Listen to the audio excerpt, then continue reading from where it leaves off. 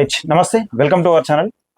గత 12-13 రోజులుగా ఈ రోజుకు 13 రోజులుగా రిలే నిరాహార దీక్ష చేస్తున్నారు. 12 రోజుల్లో భాగంగా నిన్న నారాయణపూర్ గ్రామానికి సంబంధించిన చాలా మంది అక్కడ మధురానగర్ ఎక్స్ రోడ్లో రిలే నిరాహార దీక్షతో పాటు అలాగే భిక్షాటన చేస్తూ ఒక వినూతమైన నిరసన కార్యక్రమానికి శ్రీకారం చుట్టారు.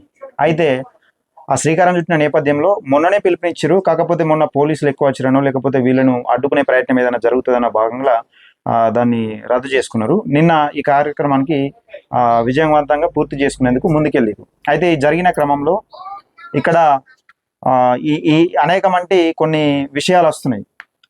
ముగ్గురు అస్వస్థతకు గురయ్యారు. అయితే కొన్ని విషయాలు వస్తున్నాయి ఇక్కడ నారాయణపూర్ గ్రామానికి సంబంధించి. ఎమ్మెల్యే ఇంతవరకు స్పందిస్తలేరు, ఎమ్మెల్యే గారు స్పందిస్తలేరు అన్న నేపథ్యంలో ఇక్కడ కొన్ని స్టేట్మెంట్లు ఇస్తున్నారు. మరి ఆ స్టేట్మెంట్లు ఈ గ్రామానికి సంబంధించిన వాళ్ళు ఇస్తున్నారా ఏదో తెలియదు, కానీ మొత్తానికి అయితే ఎమ్మెల్యేకు కేసులకు ఏం సంబంధం లేదని స్టేట్మెంట్లు ఇస్తున్నారు.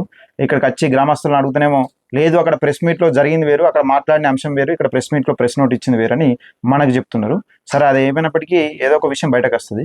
కాకపోతే విషయం ఏంటంటే ముగ్గురు నిన్న హాస్పిటల్కి వచ్చారు, అస్వస్థతకు గురై ఇప్పుడు ఈ రోజు వచ్చారు. ఒకసారి అమ్మతో మాట్లాడే ప్రయత్నం చేసి. అమ్మ ఉంది.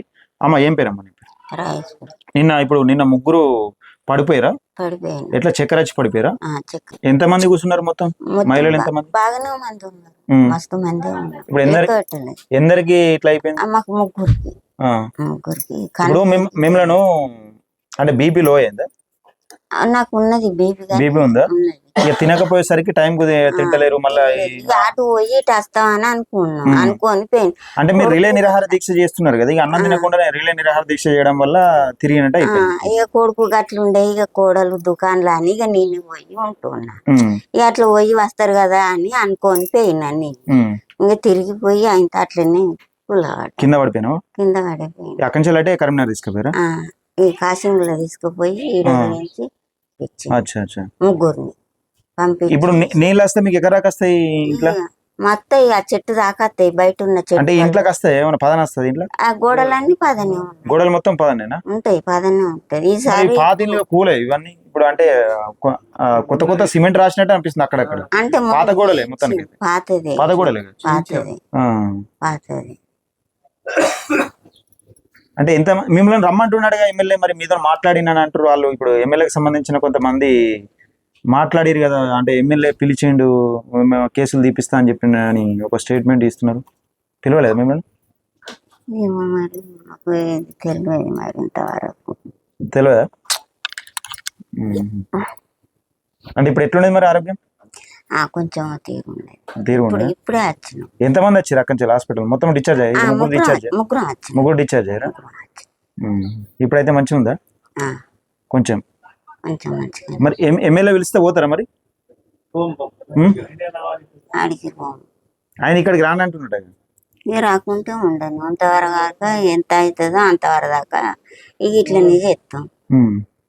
అంటే మీ వెనుక బీఆర్ఎస్ నాయకులు ఉండి చేపిస్తున్నారని ఆయన అంటున్నాడు. ఎవ్వరు వస్తలేరు, ఎవ్వరు చెప్తలేరు, మేమే చెప్తున్నాం అందరం కలిసి. రైట్. ఇది గత దాదాపు ఒక 13 రోజులు, ఇవాళకి 13 రోజులుగా జరుగుతున్నది.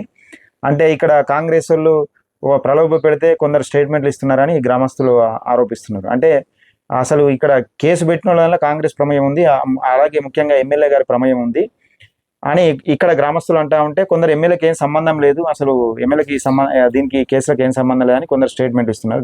కొందరు స్టేట్మెంట్ ఇస్తున్నారు. వీళ్ళ పరిస్థితి ఇట్లా ఉంది. ప్రాణాలు పోయినా ఇక్కడనే కొట్లాడతాం కానీ ఎమ్మెల్యే దగ్గరికి పోయే విషయం లేదు అని చెప్తా ఉన్నారు. గౌరవ ఎమ్మెల్యే మేడిపల్లి సత్యం గారు మరి ఈ విషయం పైన స్పందించాలి, సీరియస్ కాకముందే స్పందించాలి. ఇప్పటికే దాదాపు 13 రోజులు గడుస్తూ ఉన్నది. సరే, ఏదేమైనప్పటికీ మీడియా వాళ్ళు కవర్ చేస్తారు. వీళ్ళు నిరాహార దీక్ష చేసుకునే హక్కు ఉన్నది కాబట్టి, వీళ్ళు నిరసన తెలుపుకునే హక్కు ఉన్నది కాబట్టి వీళ్ళు చేస్తారు. కాకపోతే విషయం ఏంటంటే, ఈ విషయాన్ని మంత్రి గారి దృష్టికి తీసుకెళ్తారా? లేదు, మరి మంత్రి గారి దృష్టికి పోదాం రండి, మీరు గ్రామస్తులందరూ కలిసి రండి పోదామంటే వీళ్ళు వచ్చి మీ వెంట కూడా రావడానికి సిద్ధంగా ఉన్నారు. గతంలో కూడా అంతకుముందు నేను మాట్లాడినప్పుడు కూడా మంత్రి గారి దగ్గర పోదామని కూడా మాట్లాడారు. దాన్ని దృష్టిలో పెట్టుకొని వీళ్ళ సమస్యను పరిష్కరించే దిశగా ముందుకు వెళ్ళాలని నేను కోరుకుంటున్నాను.